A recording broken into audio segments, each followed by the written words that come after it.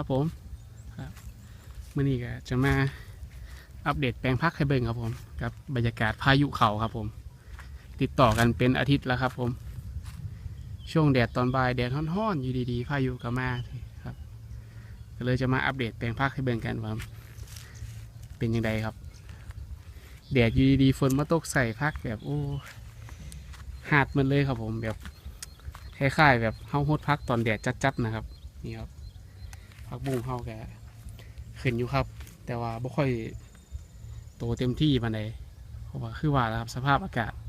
กับอีกอย่างหนึ่งเฮาปลูกซ่าโพดครับผมปลูกแบบอาจจะนอกฤดูกาลจังซี่ครับนี่ครับใกล้ๆนี่ครับหลังจาก16วันนะครับผม17วันผักบุ้งเฮาได้ประมาณสำนี้แหละครับผมเพราะว่าสภาพอากาศบ่เป็นใจก็เฮาปลูกนอกฤดูกาลนำครับผมครับให้เบิ่งกัน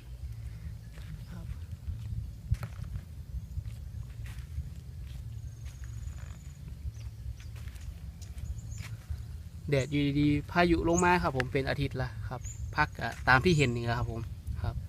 ก็อาจจะบ่สวยเต็มร้อยปานใด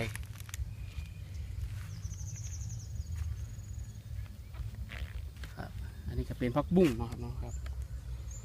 ท่านี้ก็เป็นผักกาดหินครับผมแทบสิบ่ขึ้นเลยครับผมครับ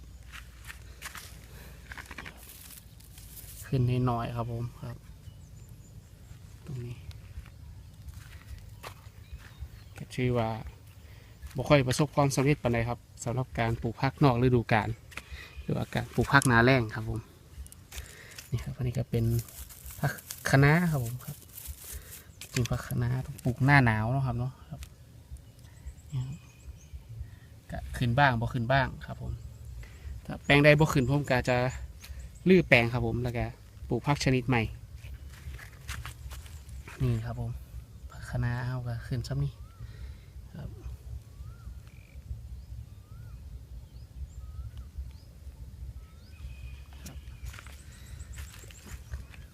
ไม่ค่อยโตเต็มที่ปานใดครับผมสำหรับแปลงผักคะน้าแล้วก็ผักกาดหิน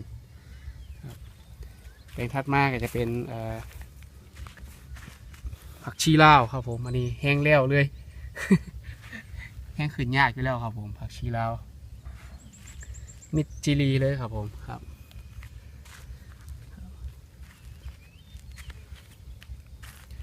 ครับส่วนนี้ก็เป็นต้นพริกครับผมแต่อาจจะบ่ขึ้นละครับครับอันนี้ก็เป็นถั่วพุ่มครับผมครับครับต้นถั่วพุ่มขึ้นอยู่ครับโอเคอยู่ครับถั่วพุ่มครับถั่วพุ่มก็มี1ต้นครับ2 3ครับผม7 8ต้นครับผมถั่วพุ่มครับผมถัดมาจากถั่วพุ่มก็เป็นแตงกวาครับนี่ครับครับแตงกวาขึ้นอยู่ครับผมครับแต่ว่าฝนตกมาใส่ตอนแดดจัดๆนี่พายุมาโอ้เหลืองใบเริ่มเหลืองครับผมครับขนาดถั่วพุ่มว่าทนๆนี่เจอพายุเขามาตอนแดดเช็ดครับผมตายไปต้นหนึ่งละครับถั่วพุ่มจะได้กินหมากอยู่ครับผมใบกะเพราเขาก็เงียบกิ๊บเลยครับผมครับเงียบตัวได้บุขึ้นผมก็จะลื้อครับผมหาผักชนิดใหม่มาหว่านใส่นี่ครับแปลงนี้ก็จะเป็นผักกวางตุ้งครับผมนี่ครับเริ่มขึ้นมาแล้วครับกวางตุ้งโอเคอยู่ครับผมผักกวางตุ้ง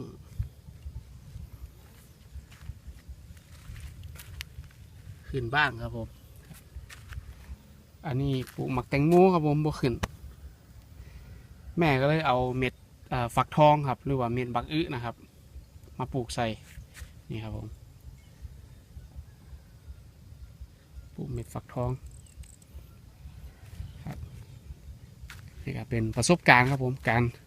ปลูกผักนอกฤดูกาลหรือว่าปลูกผักหนาแล้งมันก็จะได้แค่ประมาณนี้แหละครับผมกับอีกอย่างหนึ่งมันเป็นดินทรายนะครับมันโมเมนดินล้วนหรือว่าดินดำก็ ลองผิดลองถูกเนาะครับผมครับปลูกพัก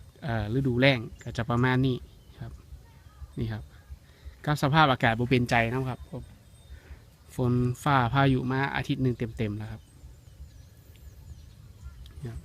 ตอนนี้ก็4 โมงครับผมพายุมาตามเวลาอีกแล้วนะครับดำขึ้นมาเลยแดดอยู่ดีๆฝนตกมาใส่พักอะคือเขาหดพักตอนแดดแหละครับ เหี่ยวแฉะแกนลงไปเลย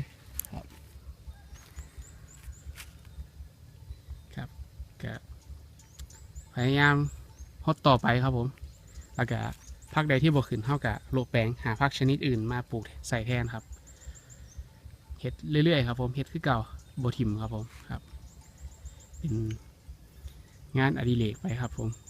ใช้เวลาว่างเสาแรงมาหดพักครับผมถือว่าเป็นการออกกำลังกายไปน้ำครับผักบุ้งอาจจะได้กินอยู่ครับผม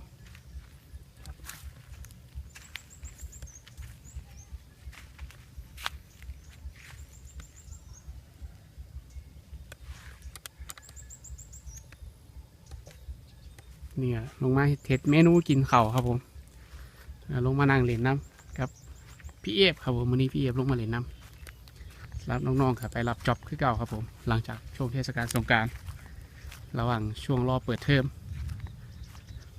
ใกล้จะถึงฤดูกาลไทยหูดหน้าแล้วครับผมเดี๋ยวครับมีคลิปให้ชมกันไทยหูดหน้ากับคล้ายๆว่าภาษากลางเพื่อนห้องอย่างไถเปิดหน้าดินครับผมแล้วก็ใส่ปุ๋ยคอกปุ๋ยขี้ควายครับผม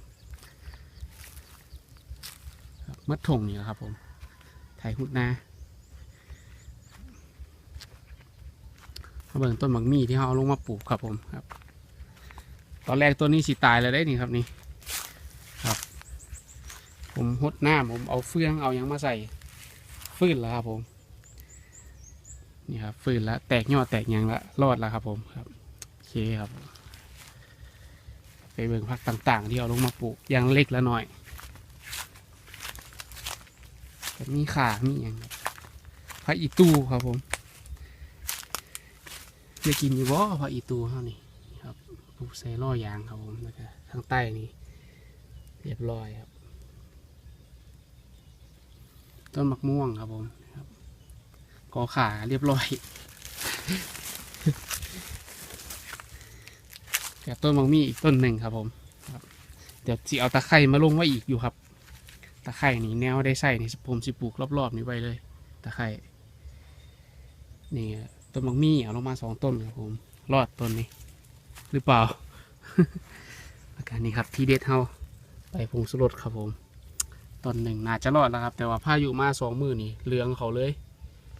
นี่ครับใจคอไม่ดีเลยเหลืองเลยนะครับบรรยากาศครึ้มฝนมาแล้วครับตอนนี้ผมว่าสิลงมาฮดพักกันแล้วครับนี่แต่ว่าฝนมาสิตกหลัดแล้วบัดทีนี้บรรยากาศตอน4 โมงแรงนะครับนี่ครับพายุก็มาตามเวลานัดทุกมื้อครับ3 โมงถึง 4 โมง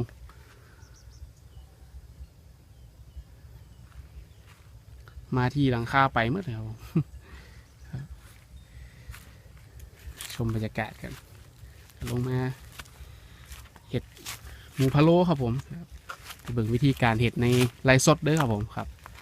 เห็ดตอนแรกกันไลฟ์สดกันครับพี่เอฟนี่ที่เพิ่นแล้วกึ่งอีกครับครับผมเมนูยังโมเปื่อยง่ายครับตุ๋นมาประมาณ1 ชั่วโมงเต็มๆแล้วครับนี่ครับผมขาดพักมาใส่ครับผมครับ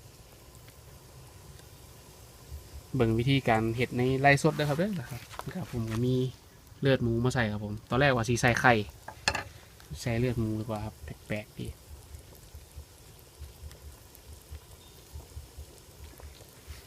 เมนูกินก็ข้าวเจ้าครับผมแล้วก็เข้ากับเห็ดน้ำจิ้มแบบพริกสดหั่นครับแล้วก็ซีอิ๊วขาวซีอิ๊วดำใส่ลงไปราดเขาแบบที่นี้ครับข้าวขาหมูคนแล้วนี่เป็นพะโล้ขาหมูนะครับผมชมบรรยากาศทุ่งนายามแรง4 โมงครับผมยังโมแรงปะใด แต่ขึ้นมาแล้วตกแน่นอนผมว่าฝนก็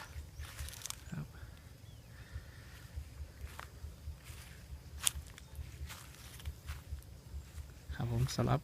คลิปอัปเดตแปลงพักกับไว้ซ้ำนี้ครับผมเดี๋ยวเอาพักมาลงใหม่หรือว่าลื้อแปลงเอาพักมาปลูกแทนเดี๋ยวจะอัปเดตให้เบิ่งกันอีกทีหนึ่งครับผมครับสำหรับมื้อนี้ไว้ซ้ำนี้ก่อนครับขอบคุณทุกคนที่เขามาเป็นกำลังใจที่เขามาเบิ่งคลิปแล้วก็ฝากติดตามเฮามันไทยบ้านครับผมครับฝากติดตามกันเข้ามาหลายๆกดกระดิ่งครับผมเพื่อรับชมคลิปใหม่ๆของทางช่องเฮาครับผมสำหรับมื้อนี้ลาไปก่อนครับสวัสดีครับ